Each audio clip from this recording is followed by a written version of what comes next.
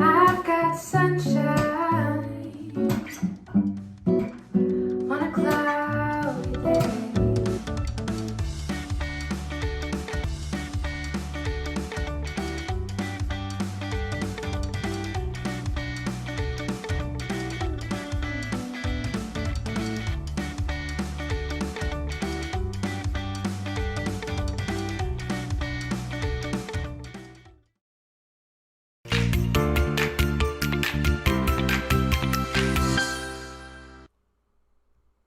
Day 55 of the national emergency. Are you still out there? I miss you. You know who I miss today? The risk takers. People who take risks, and I don't mean that I miss them. We're doing all this digital stuff, but I miss being in the room with them. There's nothing as crazy as being in the room with a risk taker. Someone who doesn't know exactly where they're going, but they're taking those risks within margins of safety. Your artists, your musicians, your scientists. We're going to see them all tonight. The first risk taker we're going to hang out with is Katie Hester. She was with us about 3 weeks ago. And we saw that she was mistaken for a package snitcher. And that was all just a crazy internet fandango. That was all of her own devising. Let's zap her in right now. Katie Hester, ladies and gentlemen. Hi, Scott. How are you? I'm good. How about yourself? Good, thank you. Nice tie. Thank you. Yeah, I got a little dressed up for you tonight, all dressed up and nowhere to go, literally. Yes, that's what I'm trying to get my head around. Literally, we got nowhere to go, but figuratively and digitally, we're going everywhere. All over the world. Sorry. All over the world. I'm sneezing. Oh. Sorry. I've been sitting here waiting, and now suddenly I have a sneezing attack. Anyway, sorry about that. It's those, allergies. Yes, I do have bad allergies this year. A good time to have bad allergies in the middle of a massive pandemic, just to add that extra excitement to things. Certainly you're going to get some looks if you're on the train. Yeah. Yeah. Luckily, I'm going nowhere near any trains until this is over. Yeah, exactly. So, look, when last we met, you were looking for lawn bags. Had you gotten that one figured out? Yes, I did. I got as many long bags as we could carry home, so I'm good to go for at least 3 years. Yes. Awesome. That's awesome. Now, tape art. Yes. When did you get started in tape art? Well, probably about 17 years ago, I decided to get into it. And it was just something I discovered messing around one day with art supplies, and I started making some pictures with it. And at the time, I was still a photographer by trade. And I was trying to get into artsy, into the art photography realm. And the woman who owns a local gallery, I went to show her my pictures, but I had some of the tape art pieces with me. And she was like, well, your pictures are nice, but if you make more of this stuff, I'll give you a show. So I was like, oh, okay, I can do that. So I went and I made more. And then once I started selling them, that was it. Wow. Yeah. I was like, oh, people will buy this stuff? Okay. That's amazing. All right, yeah. Let me show some of it so that the folks at home can see it. Okay. And then we can talk a little bit more specifically. Okay. So the first one up is Gilda. I had to open with Gilda. Okay. And then there's the young woman on a rock. Okay. Yep. Like these are all now. This is. I'm just gonna go ahead and say it. So people can totally understand what they're seeing. This is all basically little bits of black tape that have been torn, and now there's girl and deer. There's some, I guess, is that acrylic bits of color, some dabs of color. I can't see what images you're talking about.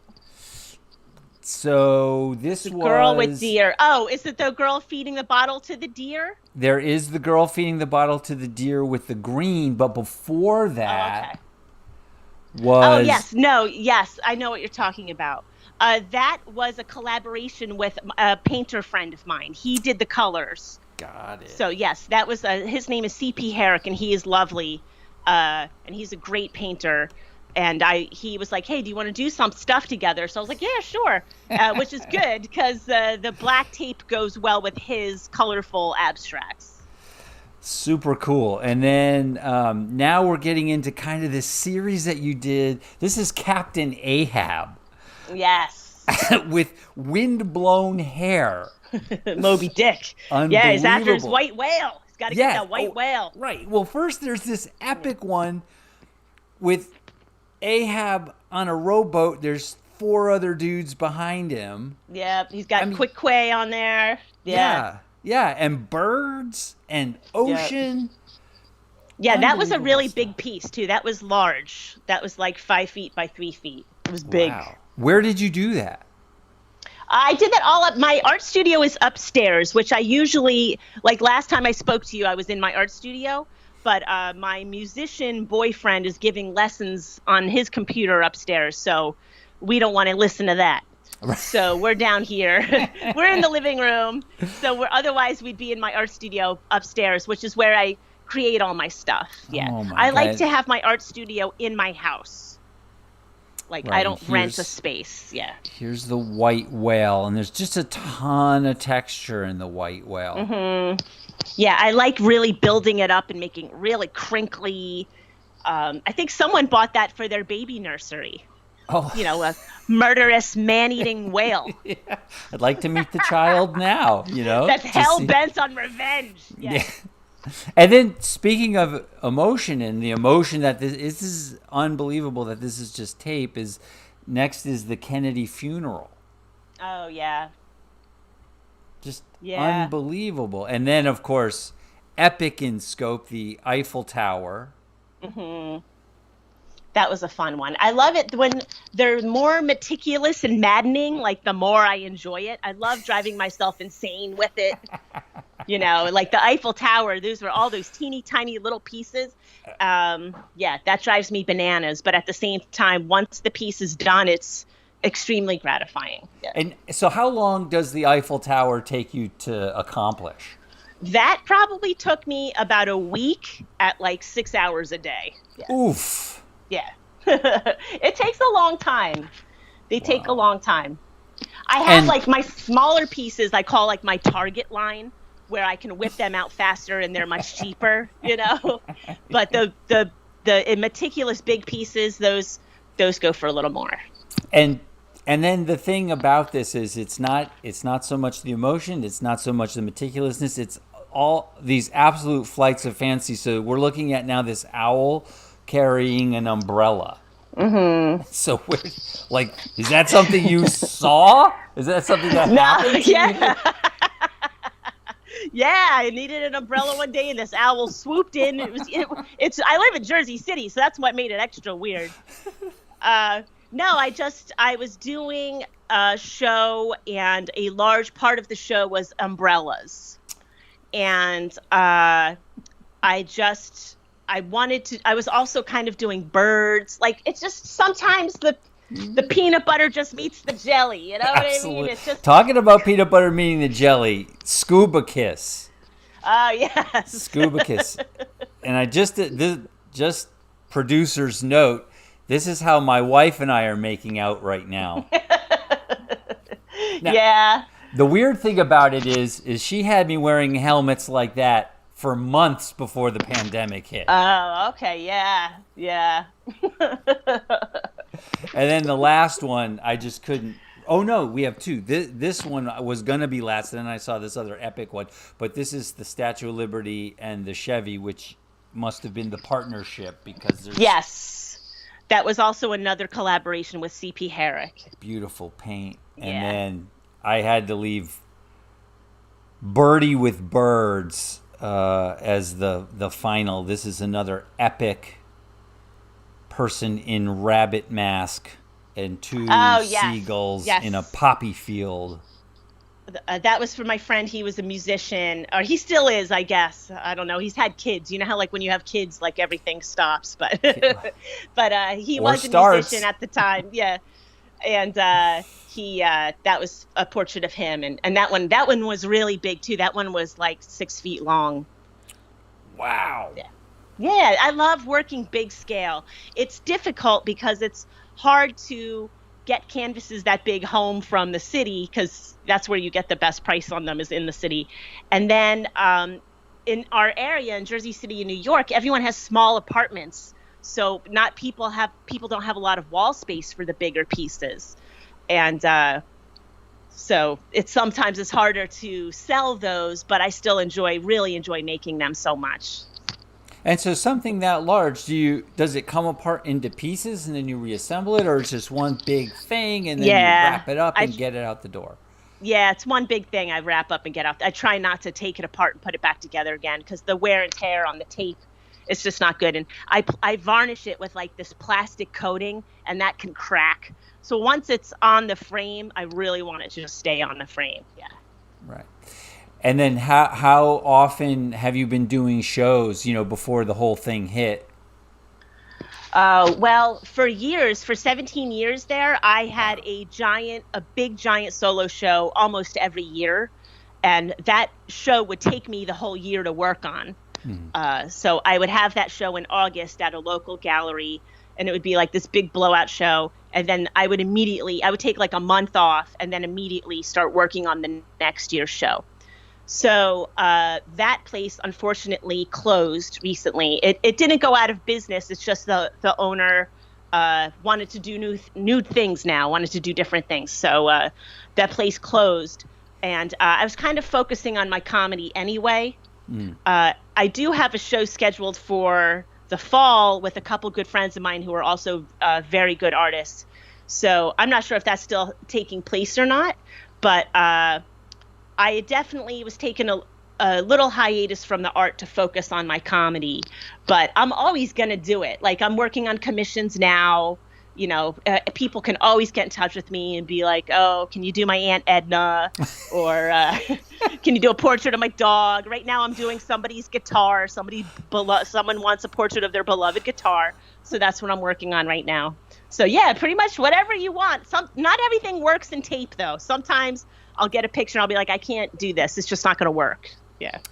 And generally, is it a stick and rip, or do you tear and apply?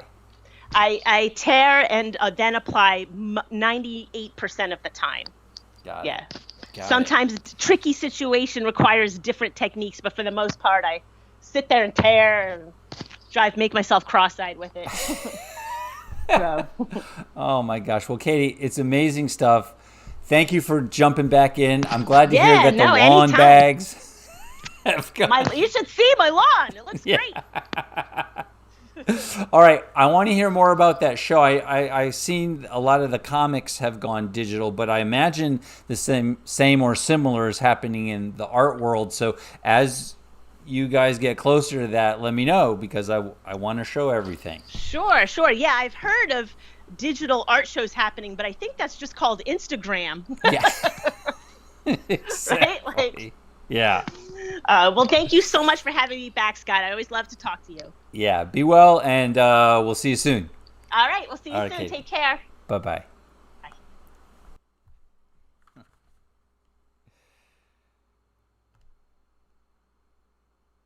Oh, great stuff. Fascinating to take that much. I would say it could possibly take me 3 hours just to get a little roll of Scotch tape going. I can be like that with that. All right. Katherine Kupferer coming up. My volume is that better? My mic is getting a little skitsy on me. All right, let's bring Katherine out.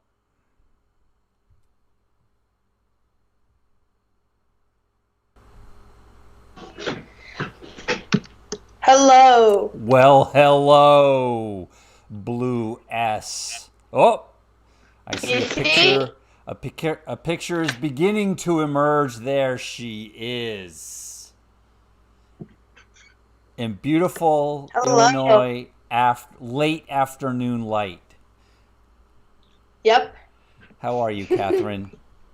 I'm good. How are you? I'm good. Listen, I'm gonna just play. Thank you for this birthday gift that you had given me a few weeks ago. It's my specialty. Yeah, I'm going to play this so just to refresh everyone's memory.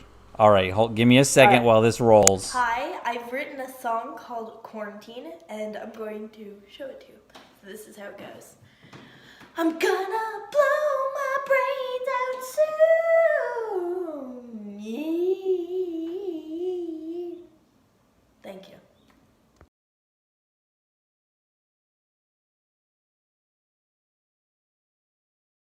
Wow, very intense song, especially to receive on a birthday. How are you feeling now? Hopefully things are getting a little better. Things were intense. Yes, it's better.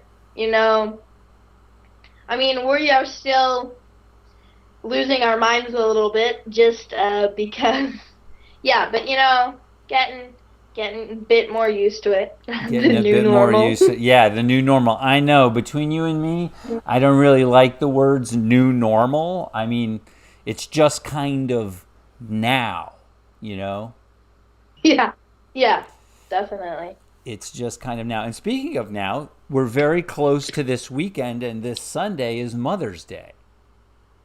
Yeah, it is. And you have a poem for us for your mother? Yes, it is. It's called Woman's Work by Maya Angelou. Beautiful. Okay, let me get out of the picture, and you're going to take the stage, and then we'll hear Woman's Work.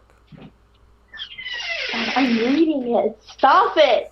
Oh, my God. Oh, my gosh. Oh, there he is. Photo bombing. Keith, you can be next. You can read a poem next. All right, I'll tell them. All right, here we go. Go ahead. I've got the children to tend, the clothes to mend, the floor to mop, the food to shop, the chicken to fry, the baby to dry. I've got company to feed, the garden to weed. I've got shirts to press, the tots to dress, the tame to be cut. I gotta clean up this hut. See about the sick, and the cotton to pick. Shine on me, sunshine, rain on me, rain. Fall softly, dewdrops, and cool my brow again. Storm, blow me from here with your fiercest wind. Let me float across the sky till I can rest again. Fall gently, snowflakes, cover me with white, cold, icy kisses, and let me rest tonight. Sun, rain, sky, mountains, oceans, leaf and stone, starlight, moon glow, you are all that I can call my own. Beautiful. Thank you. That was wonderful. So, Thank you. what's your favorite part of that poem? You know, I was thinking about it a lot, and I decided that I really liked the very last stanza when it says, "You are all that I can call my own." I really like that she's listing all these things that could be literally anyone's, but I think what she's trying to get at is like her child is the only thing that she can call the own, or this person. Yeah. Beautiful. And Yeah. how do you think that this applies to your mom? Well, let's see. I think my mother, obviously, she does a lot of working. She, but she's working like 24/7. Um, but I also think that she really takes care of me, like again 24/7. So she's juggling a lot as well. So I really think this points out how a woman has like so many things to do and how she gets them done in such a day. Yeah. Mm. Yeah. Mm. And that's one of her favorite poets as well. It is, yes. She loves this poet. Yeah, Thinks that's she's great. That's great. So, do you and Keith have some Mother's Day plans? It's a little hush hush because she's in the other room. Okay. And she's Yeah. probably watching right now. So Well, I hope so. For goodness sake, if her daughter's on giving I mean, really. a beautiful Woman. poem. All right, Katherine. Well, thank you for sharing that poem with us. It was beautiful. Thank you. And Good, good. please give Tara and Keith a big hug from all I of us will. here. I will. All right. We'll speak Right. to you soon. Have a great weekend. Okay.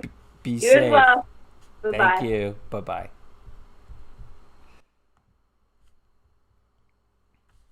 Beautiful. And speaking of moms, we're so close to Mother's Day, and here on Dispatches, I think we've had a number of moms on, as a matter of fact, but none so motherish as Gus's mom.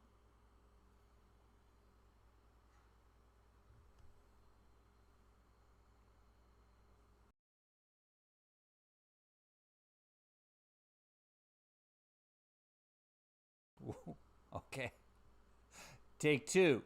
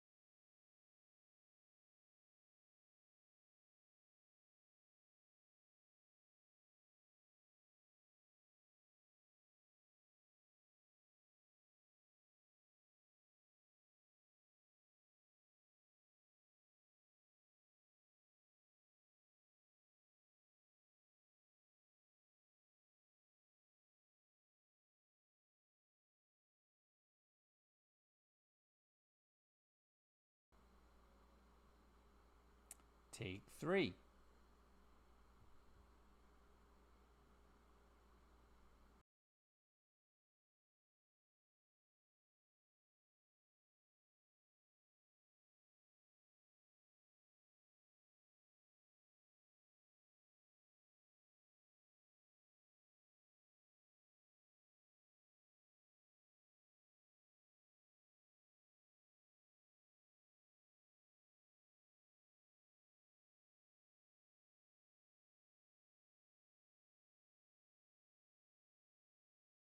Be careful.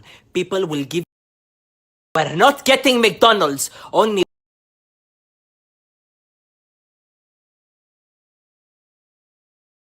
We're not getting McDonald's. Only home cooked meals from Mama. You want Big Mac? I make Greek Big Mac with feta cheese, okay? You're going out. Tamatia 14. Be careful. People will give you marijuana and cocaine and you will die. In my village, we had a sip named Sven. He was my best friend. You talk all the time. You should be a lawyer. Tula's son is going to be a lawyer. Your cousin Maria is a doctor, You should do computer. You make lots of money. Get a real job and make some money so you can pay for my ticket to Greece next year, okay? I saw Tula and her son at church today. Where were you? I am the only one who does anything in this house. Don't touch that. You're doing it wrong. Tora θα φας φάπα. Alexa, where is my padofla? I'm not angry. I'm disappointed. Popo, you have the evil eye, and I know who gave it to you. Tula, that zealous bitch. Paterimon, I'm getting rid of the evil eye. Okay. Okay. I'm not angry. I'm just disappointed. I think that's really the takeaway from that. I don't know. I'm getting word from my engineer that did that play at all? It did on YouTube. Facebook is chunky, but All right, we'll try and go for it again at the end. Let's see if we can't get everything caught up. Well, you can trust me, though. The best line was, I'm not angry. I'm just disappointed. Wait, we're going to Joe? We're with Joe right now. We're going straight to Joe. Because if there's anyone you want to go to after a Frozen video, it's Joe with someone in the background. Who's in your deep? That's Jillian in the deep background. Amazing, amazing poem last night, Jillian. Bravo. I'm having my people reach out. Maybe we can get you on the show soon. I know many must be clamoring. Joseph, hello. Thank you for being with us. How's it going? Well, you know, it's a little glitchy, but other than that, it's going great.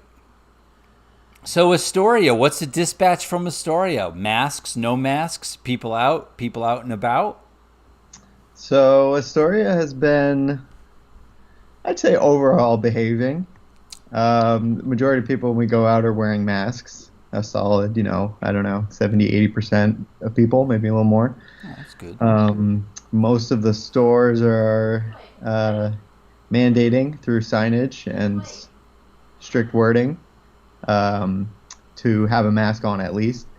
And a few of them were even ahead of the state's orders, so they were pushing it for people to have masks before the state was mandating it inside of supermarkets, etc.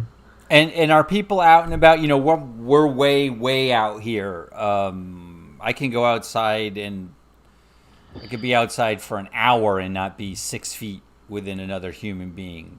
But are people out, 24/7? Daytime, there's definitely people out. They're walking, they're taking walks and stuff. I've heard that the park is a little more crowded than it probably should be, but overall, I think not too crowded. Then at night, it gets pretty empty, and that's when you really see, a lot less car traffic here too. Mm-hmm. And so, all right, let's dive into a simple topic: quantum mechanics and quantum computers.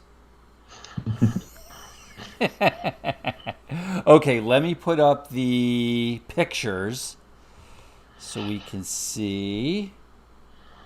Sure. All right, there we are. Okay, so this first graph that we have, this is just to give people a sense of quantum science, right? Yeah, a little bit. I just chose this picture as a little helpful visual aid. Hopefully the Greek symbols and the math won't turn people off. But not our audience. We've had statisticians on here. We've been discussing all the great religions of the world, or not all of them. We haven't gotten to all of them yet. So, yeah, we're not afraid. That's good. That's good. Usually when I tell people I study physics, they either take a step in and ask me more or take a step away from me. So that's good. So quantum computing in general. It's a whole field of physics where we're essentially trying to make a new type of computer, and it will function differently than the computers we're used to that are in the laptops, phones, and the servers sending this live stream out. Essentially, all computers boil down eventually to either being a 0 or a 1, which can sort of be seen in those two little red and blue circular dots on the bit side of the picture. Mm-hmm. Every single thing in the computer is bucketed as either a 0 and a 1. And there's a tiny little piece of not even machinery at this point. It's a tiny little piece of silicon essentially that has electricity put upon it in such a way that it represents a 0 and 1 represents a 1. And then everything we're doing on a computer is built up by billions of those zeros and ones. But the thing about these computers is that at that fundamental, that tiny single little bit, it's always either a 0 or it's a 1. And if it's anything else, then the computer has an error. The thing about quantum computers is that fundamental bit that stores the information or does the quantum processing is it can host a whole realm of states instead of just 0 and 1. It can host everything in between as well, and little bits of both at the same time. So that spherical graph that is showing you right there is sort of representing that, whereas like the bit is saying, you're either at the red pole or the blue pole. On a quantum bit, which is shortened as a qubit, you have this entire surface of this sphere where you can be in some information state of red or blue or combinations between. Okay, so basically, computers we have now, ones or zeros, quantum computers, any little bit or a qubit can be anywhere in between 1 and 0. Yeah, exactly. All right, and the second picture, because you mentioned the little pieces of silicon, the second picture I imagine is what a qubit would live on. Yeah, so exactly. So this is a picture of an actual device that I made and that I measure in the lab. So the big silvery portion of it, I think on the maybe left. on the left. Yep. So that is a stitched together picture I took a bunch of pictures with a microscope and then stitched it together at those weird contrast lines that you probably see. And so it's a little 7x7 millimeter chip, so it's pretty tiny. You'll get some scale in the next couple pictures. But if you can look, there's some little, like, very thickly outlined white, almost like T-shaped with a very short stem, upside down T's. And they have these long snaking limbs off of them, and these are essentially just microwave circuits. And the whole qubit is operated using microwave radiation, essentially microwave level electricity. And the qubit is actually just that T, that little tiny T there. There's 4 of them on there, if that gives a little more concept. I can't really point to the pictures right now. But so that's the 4. And then we stick the thing inside of a little box that's on the top right of the screen. There's a little 3D drawing of the box, and then an actual picture of the same chip inside of the thing right before we wire it up. Wow. All right, so that's 4 qubits there, and then now we're now looking at the thing actually in your hand. Yeah, so this should give you a little bit more scale of how big these things are. So yeah, there's four on there, a bunch of wires coming off, and that's a little box that we have. That's the same box, just a bigger picture. And if I'm not mistaken, this is not silicon that this is on? So no. So my research in particular is a project we're working towards building a qubit on top of a material called indium phosphide. It's a binary component between indium and phosphor. And there's a whole lot of reasons that we probably can't get into for that, but it's just a novel type of qubit. The most of the really successful ones now are made of a silicon wafer with some aluminum, very thin layer of aluminum on top. Oh, I love wafers. Okay, and so now this is just a more handsome picture of you holding the same box. Yeah, there's great photography on this. Whoever I don't know who that might have been. And now here's just a wooden box, probably the same photographer, a wooden box saying delicate scientific instruments. I mean, like, do you just walk around most of the day going, oh my God, I can't believe I'm actually doing this? Like, yeah, a lot of the time. Yeah, that's awesome. One of my favorite games earlier on was dividing a graduate student's salary by the cost of the machines that the graduate student runs. Yeah, these are a couple of pictures of you in front of this big silver, looks like, I don't know, looks like you could like cook, looks like the thing that Tim was cooking bread in, like a big loaf of sourdough might come out of that. Oh man, yeah. So this one and I guess the picture after it also. These are two vacuum chambers that we have, and we make our own material in our lab. So we essentially buy a wafer off the market and then stick it inside one of these guys, and then we can grow thin films of material on top of it to make our circuits on.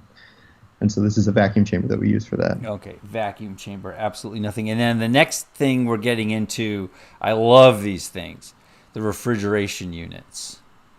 Yes. So is this the slide with the 3 images? Yes, this is one thing minus those other 3 things is that thing.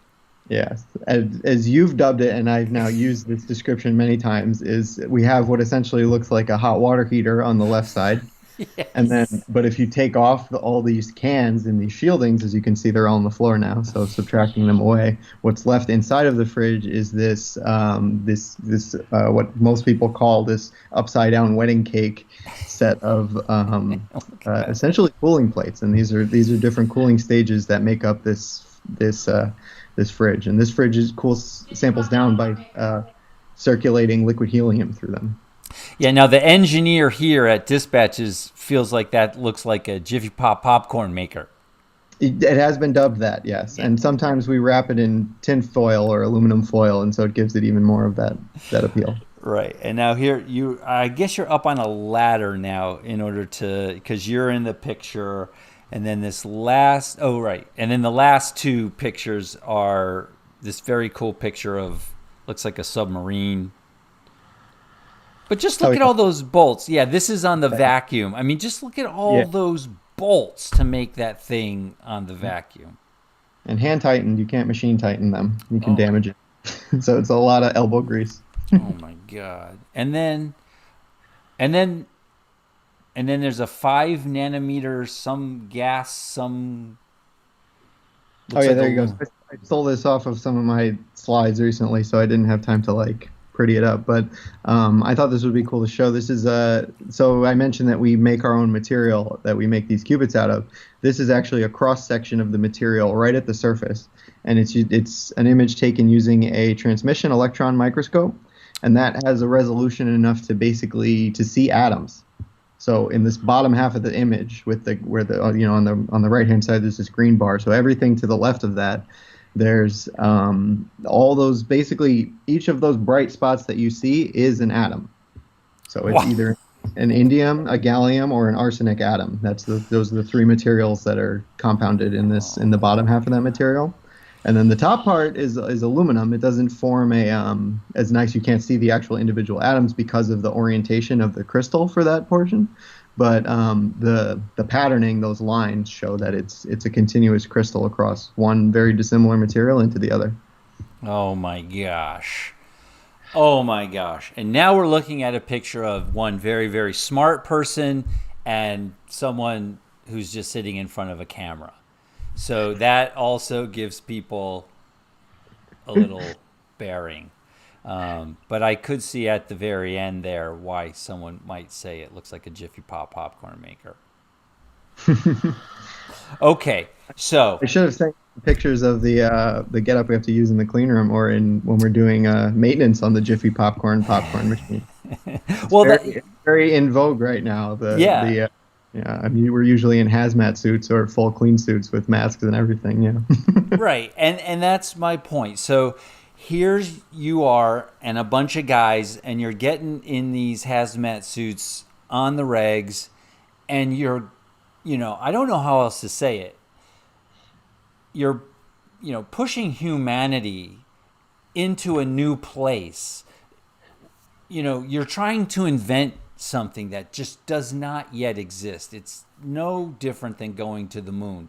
And you're just a bunch of guys, people, men, women, hazmat looking folks. And how many people were in that lab, March 1st of this year?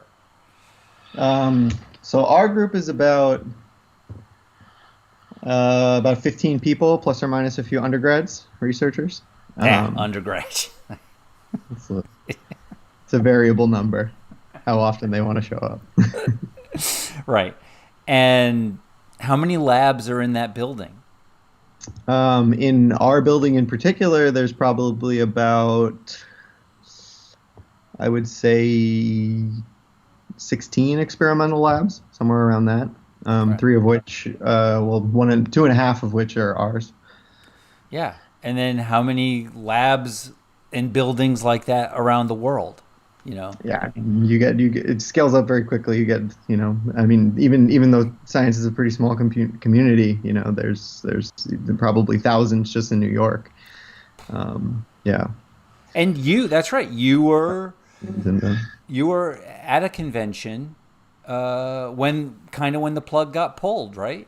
Yeah, I was flying out to a convention, I want to say March 2nd or something, and the convention started on a Monday. We were flying on a Saturday, and they canceled the convention due to coronavirus in mid-flight. So we landed and found out there was no conference, and then that was it. Right.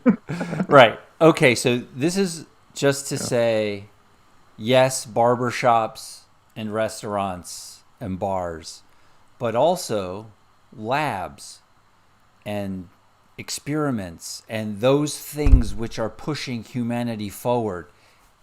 Everything comes to a screeching halt.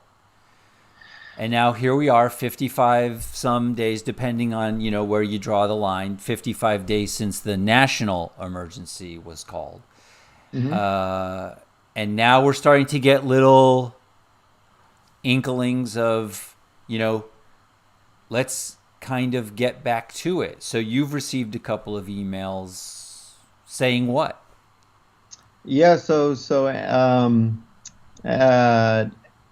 I think in general is, they're going all online, definitely through the summer, maybe through fall as well, for their academic portion, which obviously is the largest sector of their activity, but they're a huge research institution as well. And then a lot of that research can't be conducted at home. There's some theory work that, the people have a slightly lower barrier. They, it's easier to work there and they have access to higher power computers and things like that. But, you just saw a bunch of giant equipment that I cannot run in my apartment.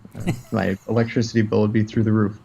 But that's, right now we're pretty much in a semi standstill. We have one person who lives close enough to the lab who's been who we were allowed to designate as an essential worker, who can go in and just make sure that nothing blows up, essentially. I mean, nothing blows up. It'll just shut off and not turn back on. And that's what we're worried about. But yeah, essentially we're sitting idle. And then they've been toying with a tentative, very cautionary, very thought out, sparse reopening around June 1st. That's the first date that they've mentioned. For researchers, you'd have to manage capacity, how many people are going to be in the lab, given the lab size, given the lab, the group, because only a certain number of people would be allowed in. Everyone would have to wear masks, gloves. They'd have to do some training to sterilize all equipment, because I don't use all these things on my own. There's several people who also use the same equipment, so we'd have to be sterilizing in between.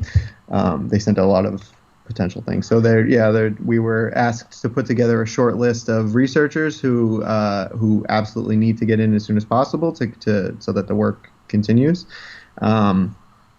And we'll probably find out more. Yeah. Yeah. And these are, your group of people are people who are putting on all those hazmat suits anyway. Well, no. I mean, not every day. We put them on for maintenance. That big chamber is, just a scary word throwing out. It's full of arsenic, basically. So we always need to be fully respiratored up and hazmat suit to do any work when we open it. But when it's closed, we're fine. You can go around without it. Yeah. But some of the concerns now Mm-hmm. are, how do you make it from your front door to the elevator of the lab safely? Yeah, it's a question for sure. For me personally, I'm out in Astoria. The lab is down in Manhattan, in downtown Manhattan, near Washington Square Park. That's effectively a subway ride for me, unless I'm going to become a very avid biker in the next couple weeks. So it would mean traveling on the subway, and I should mention also the soft reopen is completely mandated as a voluntary option. No one is allowed to be forced to have to go back into the labs for any reason. It's all, if you feel comfortable enough to travel out there, they're going to allow the research to continue, because there's lots of invested grant money in this research, and some of it can be time sensitive. It can be paused like ours, but yeah. Okay, complicated and complex stuff, but thank you for taking a few minutes of your night to just kind of walk us through some of this very fascinating quantum mechanics, but also, and quantum computing, but also some of this really fascinating time that we're in right in this moment, in kind of a very simple, should I stay or should I go? Yeah. All right. Yeah. June 1st. So it'll be interesting. We'll kind of put a mark on the calendar, and then we'll check back in and see what other decisions are being made as we get closer. Sure. And also, I just want to say a quick happy Mother's Day to both of my mothers. Right. And Phyllis and Sheila and everyone else who's listening. Yeah, and Nance and all the moms. All of you got all. Joe's got an overabundance. Todos los moms. Todos los moms. All right, Joe and Jill. I love you both. Love you. Be safe, and we'll speak soon. And Jill, come and do that poem for us. All right, love you guys. We'll talk. Love you. All right, bye. Ciao. Bye.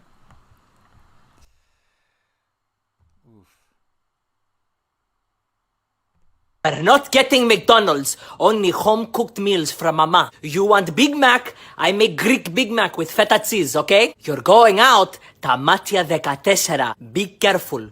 People will give you marijuana and cocaine, and you will die. In my village, we had a sip named Sven. He was my best friend. You talk all the time. You should be a lawyer. Tula's son is going to be a lawyer. Your cousin Maria is a doctor, You should do computer. You make lots of money. Get a real job and make some money so you can pay for my ticket to Greece next year, okay? I saw Tula and her son at church today. Where were you? I am the only one who does anything in this house. Don't touch that. You're doing it wrong. Tora thafas papa. Alexa, where is my padofla? I'm not angry. I'm disappointed. Popo, you have the evil eye, and I know who gave it to you. Tula, that zealous bitch. Paterimon, I'm getting rid of the evil eye. Oh, welcome. Hello. Hi.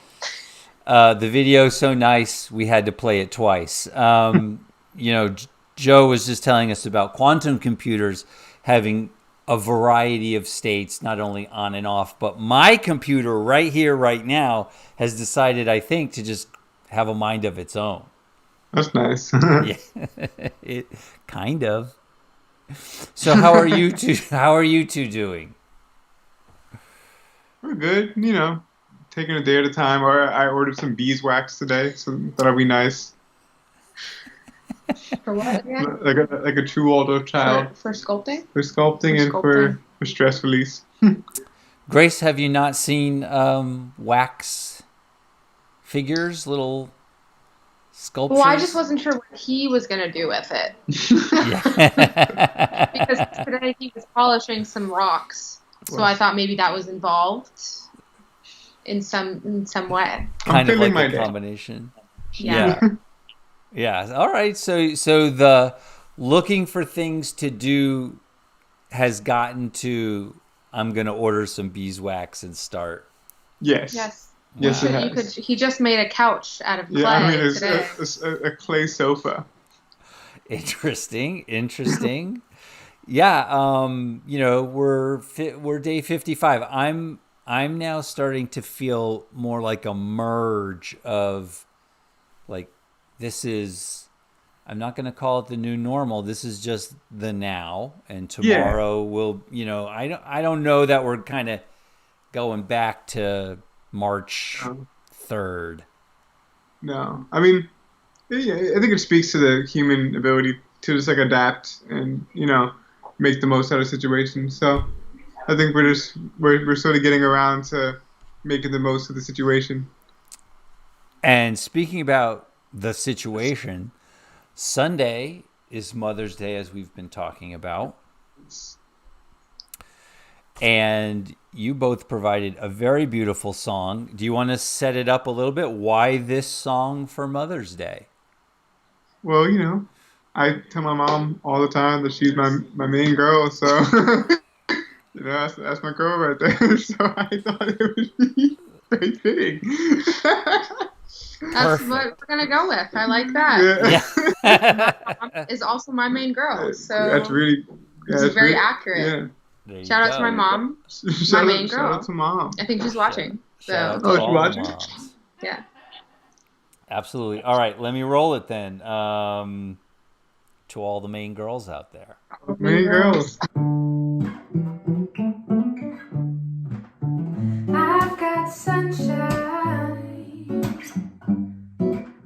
on a cloudy day. When it's cold outside, I've got the month of May.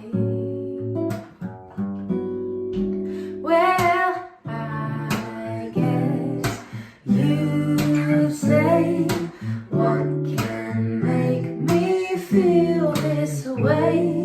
My girl, my girl, my girl, talking about my girl, my girl. Oh, oh, oh, oh,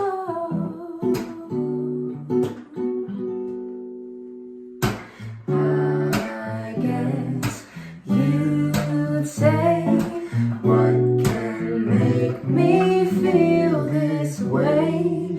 My girl, my girl, my girl, talking about my girl, my girl.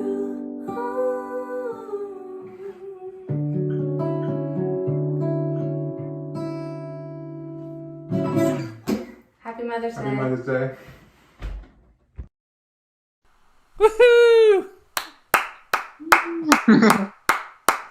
Beautiful. Happy Mother's Day indeed. And so, are there some plans for Mother's Day? Well, I was just informed that we're going to clean the house. We are going something that we should probably do In general. more. But I But guess now Mother's Day, we're really going to hone in on it. and I will be calling my mom because I cannot clean her boat for her. Mom lives on a boat? Yes, my parents live on a boat. What? So yes, Oh, yeah. but I'm sure that I'll give her a call and say she bought herself a duvet, either a duvet or a duvet cover. I can't remember, but for Mother's Day Why not as a both? gift for herself. Maybe both.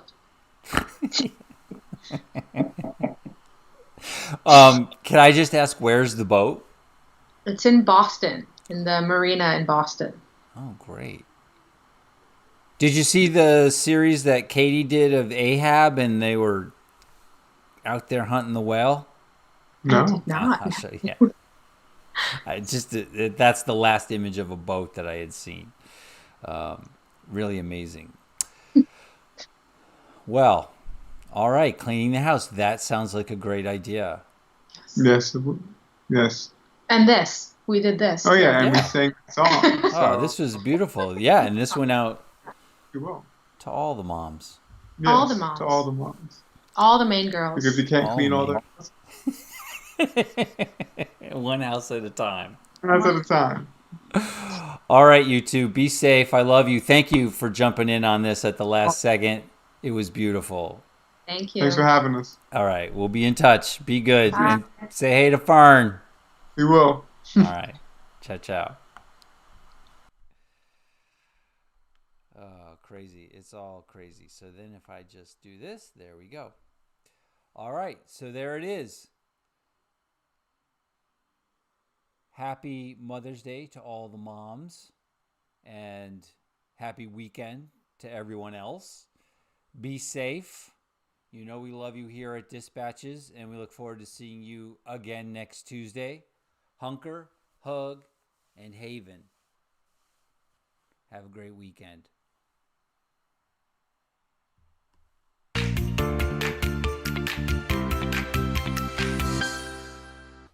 Wait, I think The you have other the way. chip in your left hand. Do you have to crunch that loud? You're making the levels go up. Crunch the chip choir. Good bowl of chips. Oh, good bowl of chips, Scott. Well done.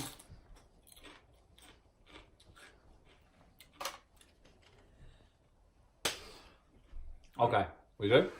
All right.